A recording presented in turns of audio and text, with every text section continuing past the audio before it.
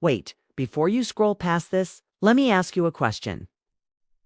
What if I told you this single greatest moment in human history, the moment we left Earth and walked on another celestial body, might not have actually happened?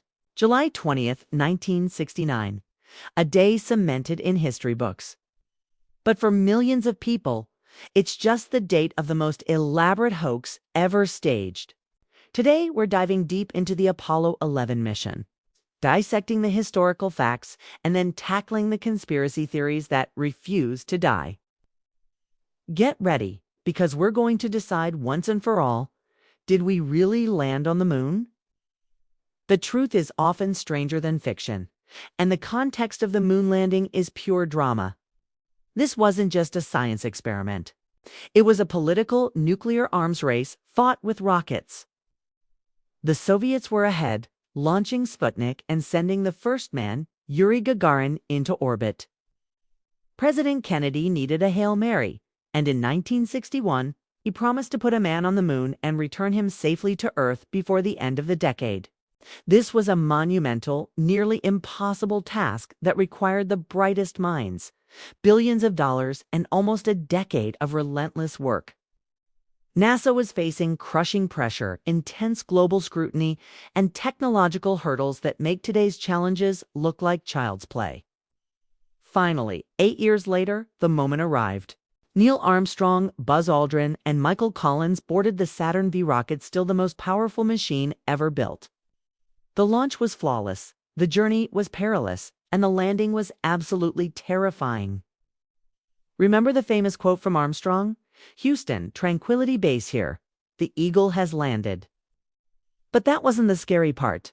They had only seconds of fuel remaining when they finally touched down. It was precision engineering pushed to the absolute limit. So why would anyone think this incredible feat was faked? This is where the conspiracy theorists come in. They argue that the moon landing was fabricated in a film studio, possibly directed by Stanley Kubrick. The classic evidence they point to includes the waving flag. How can a flag wave when there's no atmosphere? It's the lack of stars in the photos, the seemingly identical footprints in the dust, and the strange shadows that look like they're cast by studio lights, not the sun. These are powerful visual arguments that have kept the conspiracy alive for generations. But here's the thing. Every single one of these points has a rock-solid scientific explanation. The flag wasn't waving. It was held out by a horizontal rod to make it look unfurled for the cameras. The lack of stars. That's because the astronauts used a fast shutter speed to properly expose the bright lunar surface and the white spacesuits, making dim stars invisible. The shadows.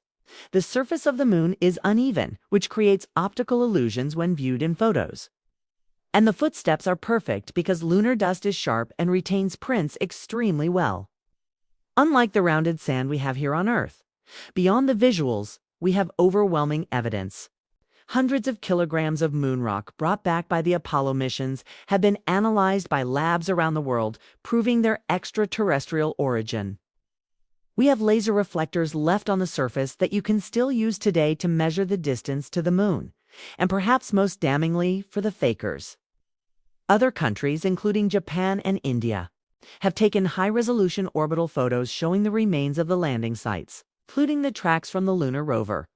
The bottom line, the moon landing was real. It's dangerous, expensive, and a true testament to human ingenuity. It's comforting to think about hoaxes. It's because the reality that we achieved something that seems impossibly is sometimes harder to grasp. Do you still have questions? Drop them in the comments below.